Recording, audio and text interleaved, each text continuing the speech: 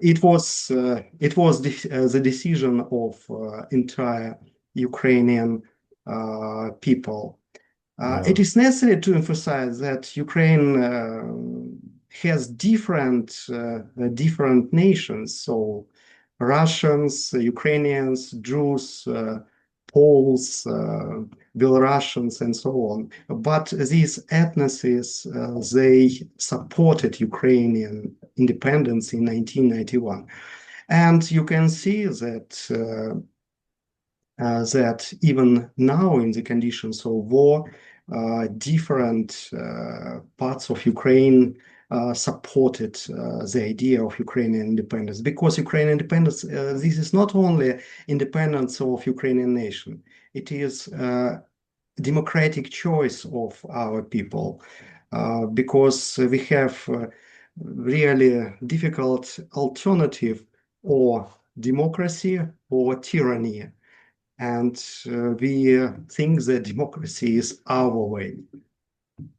Wonderful. Yeah, wonderful. So long live Ukraine, and let's continue to to unite in this struggle for peace, just peace, which means that the Russians go home, go to where they belong, and this carnificence comes to an end. So thank you, and thank you very much for the statement the other day and the debate, the dialogue.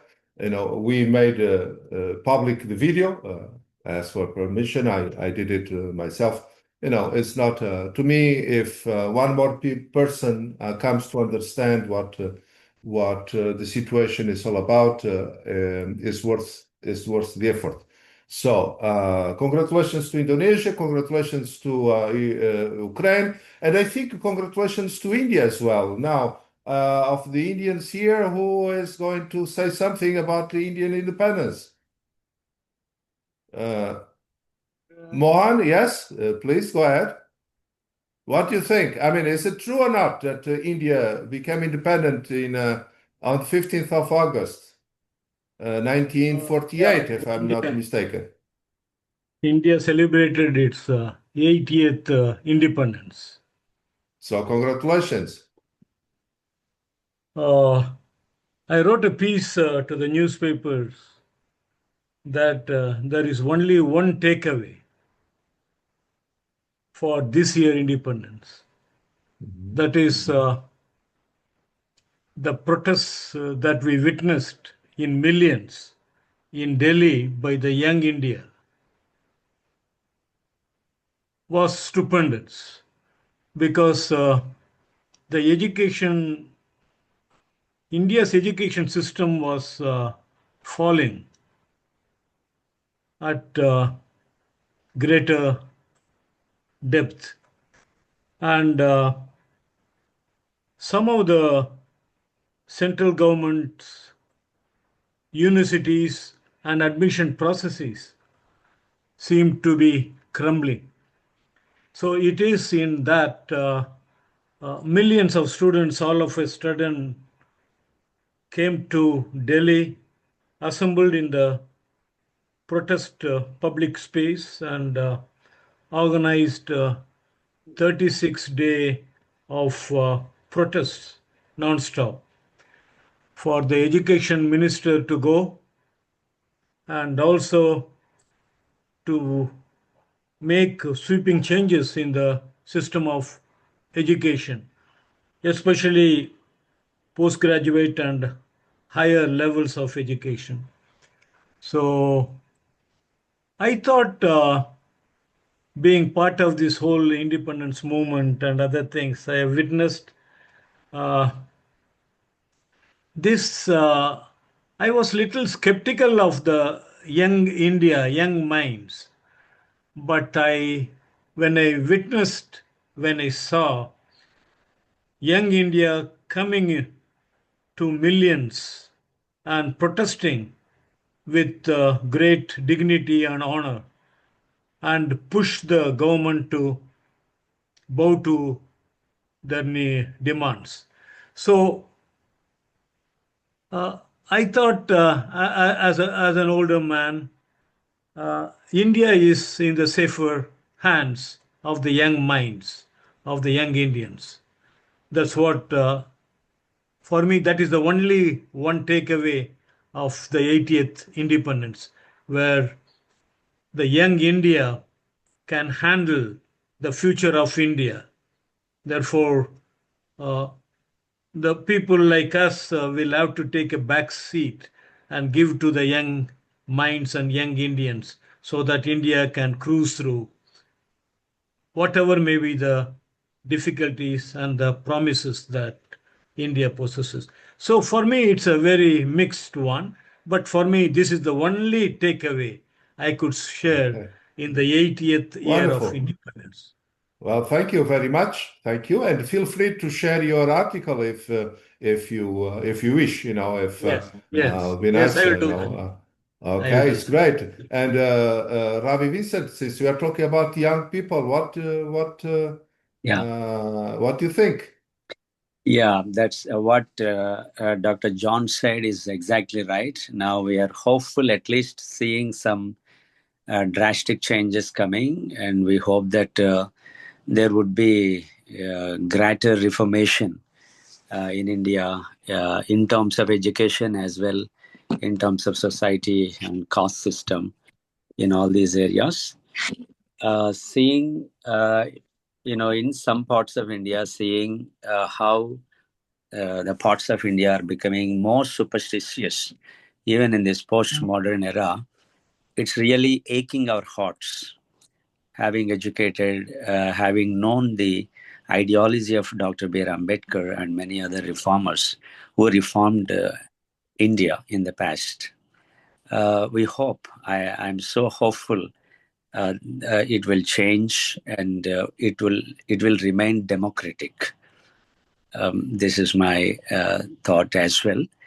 I'm hoping deeply.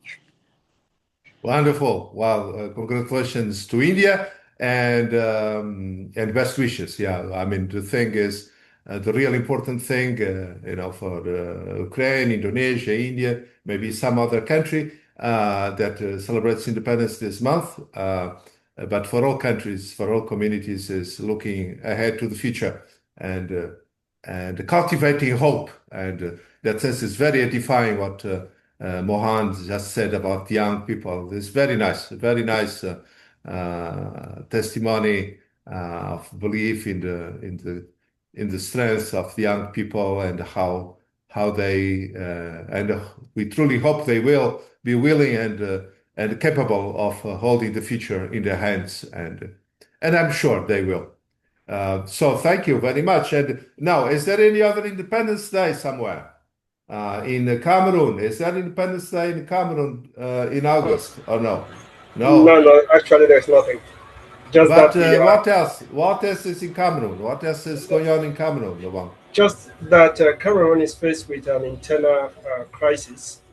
We know we call it Anglophone crisis because we have the West Cameroon, which is the English-speaking part of the country, which is made up of the minority, and we have the East Cameroon, that is the French-speaking part, which is made up of the majority, that is comprises of 8 regions. And since 2016, there has been this internal crisis in Cameroon where the subsystem Anglophone regions are requesting for a separation, where we have the secessionists that are fighting against the government of Cameroon. And the most important aspect in this aspect is we want to look at the history of Cameroon. We'll come to realize that Cameroon was, first of all, being colonized by the Germans that came and left. We had the British that were in charge of West Cameroon, and we had the French and the Portuguese, and the French who later on came and stayed in Cameroon. So we have 2 separate independence. For the French Cameroon, it is separate. It is celebrated on the 1st of January, and for the British Cameroon, with the internal crisis, it is always a program in the month of October. So as we are already in the phase of preparing to resume schools, the internal system and the political system in Cameroon is really experiencing a kind of decline, where we are in the state where I don't think that we actually have a leader, because you make our government that is full of elderly people who are age or above 85, 70 and above. So the youth actually do not have the freedom of speech or expression. And this is quite challenging because when we look at the economic sector, the political sector, we look at the health and whatsoever, they are the agent people that are into government. So if you tend to riot, the military is being sent behind the masses. So it is a kind of, when I look at the fascinating readings that you've been sending all this while before the start of this seminar, it gives me a new kind of mindset that there needs to be this kind of reawakening in the Cameroonian context, because we see that civility, public reason is not that respected in Cameroon. So this poses a lot of problem because the economic sector has denigrated down to zero. Life in Cameroon here is hell. It's not easy, but the youth keep on struggling and fighting. People coming out with a certificate, and at the end of the day, they have nothing that the government can provide. And recently, our leader was in Switzerland. He spent 3 months in Switzerland before returning. So you can imagine this kind of a system that we have here in Cameroon. It's so challenging. It's so challenging. But we keep on thinking with a kind of skeptic mind that one day things will apparently change for the welfare of man in the society, that man will become the matrix of political actions. That's actually the situation we're experiencing here. It's tough. Okay. And we pray international community and all the like look into this crisis, because like Professor was talking about, we look at the crisis in Ukraine and that of Russia. We look at that of Israel, Lebanon, and the present one in Iran. These aspects are more too centric in the West and in the Arab world. And us here in Africa, at times, it seems as if we are completely forgotten or kept aside, that if we don't rise up to take the challenge for ourselves, there is nothing that might come up flourishing for us. So we hope, we keep on hoping, because Yes. even the educational system is not that, it's challenging. We need a total reform in everything, political, economical, health, because once a country moves well in the economic and the social aspect, then every other aspect, the health sector and the educational system will appropriately function well. So for the moment, Thank you, Nabang. Thank you. yeah. Thank you. Well, as you see, we don't forget Cameroon. And very good. Yeah, you are right. Thank you. Thank you for sharing. And I think it's Thank you. so important indeed. Now let's look at Zimbabwe. What is going on in Zimbabwe? Okay, thank you very much. So, yeah, so our Independence Day was in April 18th, and yeah, so Zimbabwe is pretty old in terms of independence, since it gained its independence in 1980. But in terms of democracy, in terms of social and political transformation, in terms of economic development, that's where we are having challenges.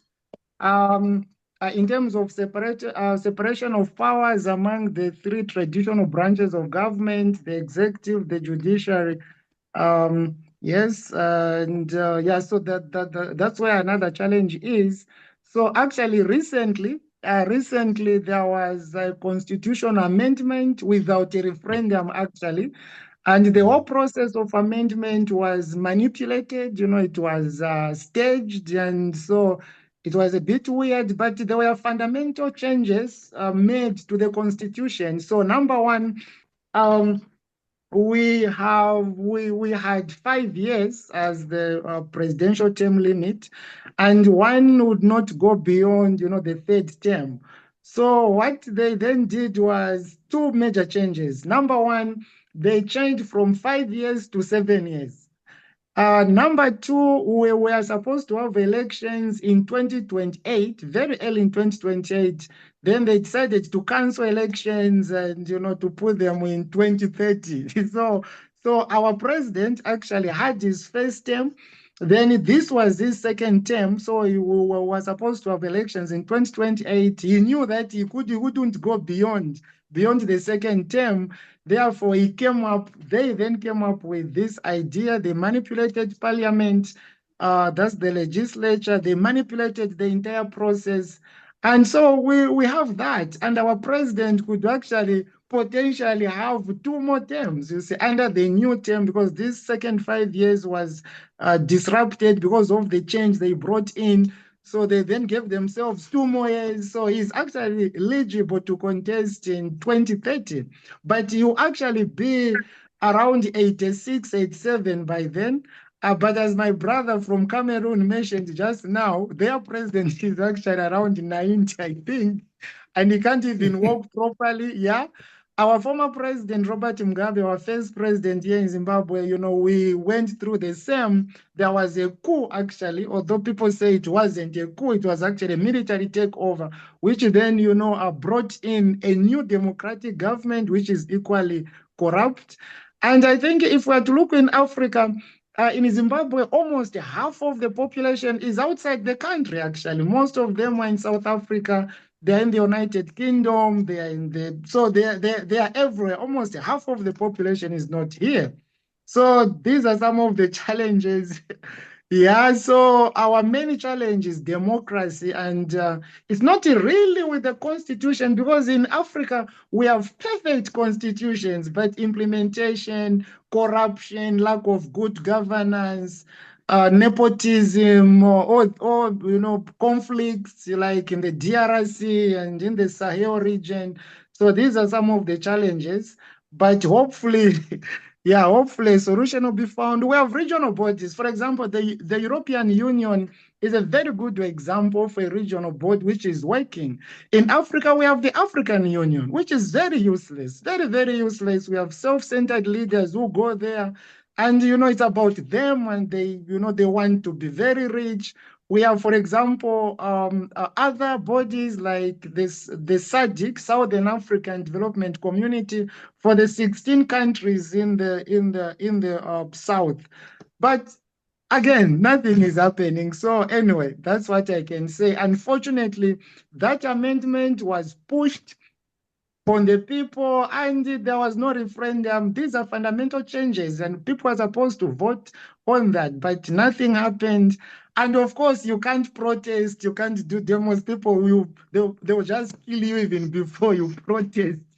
You'll be killed before you even think of doing that. Yeah. So anyway, that's what I can say. So after more than 40 years of independence, development is a major thing in Zimbabwe. So we are very much behind. Thank you. Thank you, Isaac. Thank you. Very, very important, to hear this. And again, I mean, we must not give up on hope, and must not give up on hope on the younger generations. And therefore, our work, of course, politics is very important, but I think nothing as important as education. Education. And I hope that the new, I mean, very recent, very young Jesuit University of, what's the name? Official name is Yes, Loyola? Arupe Jesuit University. Jesuit University of Harare. Harare really, really makes the difference that it is called for. So thank you. It's really, really great. Now we have a few time left, but what about you, Shaoxin? Can you tell something about your weekend? I mean, did you do something special this weekend? Yes. Yes, Hello, like everyone. what? Yes. And this weekend, we watched the movie, The Odyssey, with Professor Villacher and Hu and Lydia. And I think it's a story of homebacking and the story of Odysseus going through countless hardship to return his home, Isaac.